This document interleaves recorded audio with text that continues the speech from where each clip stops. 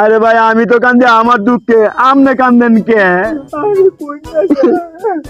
এই যে শীতকালায় পড়ছে আব্বারে কতদিন ধরে কইতেছি একটা বিয়া করে দিত, কারণ রাতে খুব বড় হয়ে গেল তা আব্বা খালি এই দুঃখে আমি কাঁদতেছি।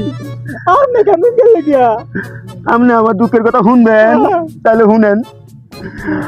আমি কান্দি, আমি একটা বিয়া করছি, বউ আমারে ডেলি গোসল করতে কয়।